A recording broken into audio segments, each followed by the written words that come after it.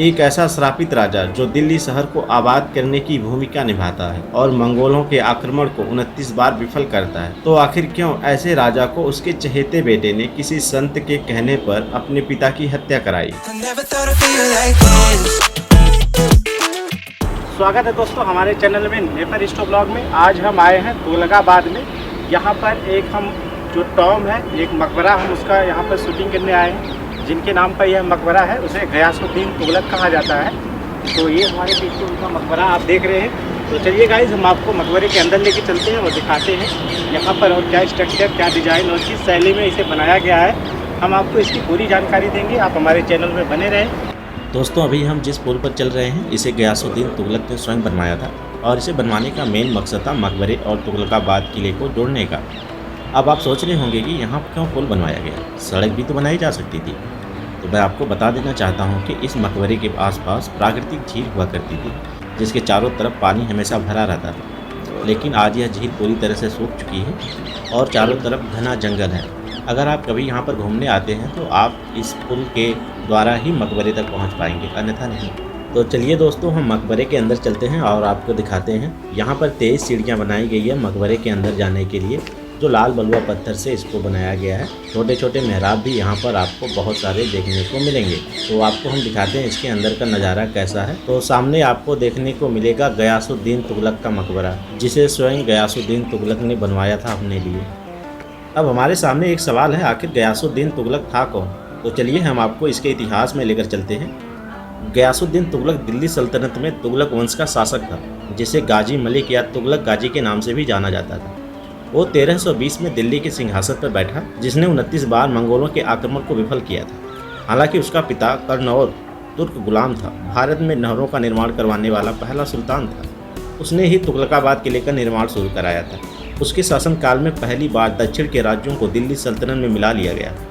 ऐसा कहा जाता है कि गयासुद्दीन तुगलक को उसके बेटे मोहम्मद बिन तुगलक ने निजामुद्दीन औलिया के कहने पर मरवा दिया था, लेकिन यह स्पष्ट रूप में सही नहीं कहा जा सकता। तो दोस्तों, इस मकबरे को लाल बलुआ पत्थर, सफ़ेद संगमरमर और कुछ काले संगमरमर पत्थरों से मिलकर बनाया गया है। यहाँ सामने की तरफ आप देखेंगे लाल बलुआ पत्थर और सफ़ेद संगमरमर को मिलाकर कितनी बेहतरीन तरीके की कॉम्बिनेशन बनाई गई है। तो चलिए दोस्तों, हम मकबरे के अंदर चलते हैं। सबसे पहले हमें 3 कब्र देखने को मिलती है। बीच वाली कब्र गयासुद्दीन तुगलक की बताई जाती है, जबकि इसके आसपास की कब्र इनके बेटे मोहम्मद बिन तुगलक और इनकी बेगम की बताई जाती है। यह स्पष्ट रूप में नहीं है कि कौन सी इनकी बेगम की है, कौन सी इनके बेटे की। यहाँ पर आप देखेंगे पूरे मकबरे को 2 पत्थरों से मिलकर बनाया गया है, लाल बलुआ पत्थर और सफ़ेद संगमरमर पत्थर से इसको मिलकर बनाया गया है, मिलाकर बनाया गया है। यहाँ पर आप पूरा गुंबद सफ़ेद संगमरमर के पत्थर से देखेंगे, पूरी तरीके से बनाया गया है। नीचे की दीवारों को लाल बलुआ पत्थर से बनाया गया है। यहाँ पर आपको एक और डिज़ाइन देखने को मिलती है जो सफ़ेद और काले संगमरमर से बनाई गई है, जैसा कि मस्जिदों में यह डिज़ाइन देखने को मिलती है।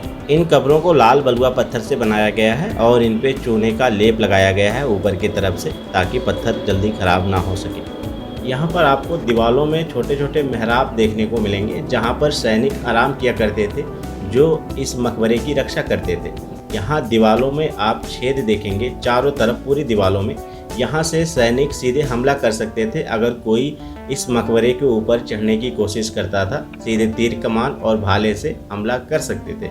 यही छेद आपको पूरे दीवार में, पूरे मकबरे में देखने को मिलेंगी।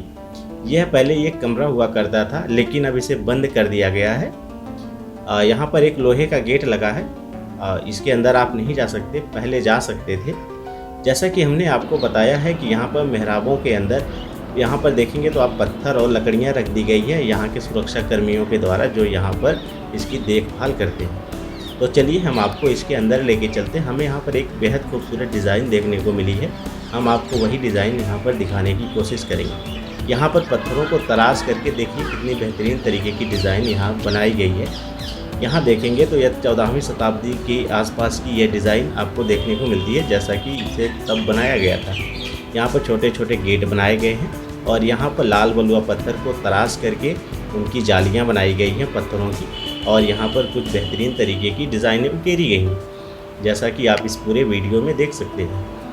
यहाँ पर हम जैसे ही अंदर आते हैं, हमें एक खुला एक रूम देखने को मिलता है, एक चबूतरा देखने को मिलता है।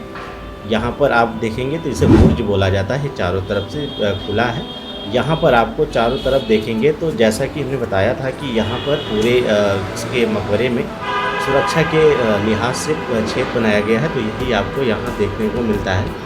यह पूरा तरीके से खुला है, यह स्पष्ट रूप में नहीं है कि यह किस काम के लिए बनाया गया था या फिर यहाँ कोई कब्रें हैं। ऐसा कहा जाता था कि यहाँ पर कब्र थी, लेकिन उसे गायब कर दिया यानी हटा लिया गया है। ऐसा नहीं लगता है कि यहाँ कब्र थी होगी। दोस्तों अभी एक गार्ड आया है, वीडियो बनाने के लिए मना कर रहा है, तो हम वीडियो अपनी यही ख़त्म करते हैं। और आपको यह वीडियो कैसी लगी हमें कमेंट बॉक्स में कमेंट ज़रूर करें, और ऐसी ही वीडियो देखने के लिए हमारे चैनल को सब्सक्राइब करें। जय हिंद, जय भारत। हम मिलेंगे नई वीडियो में।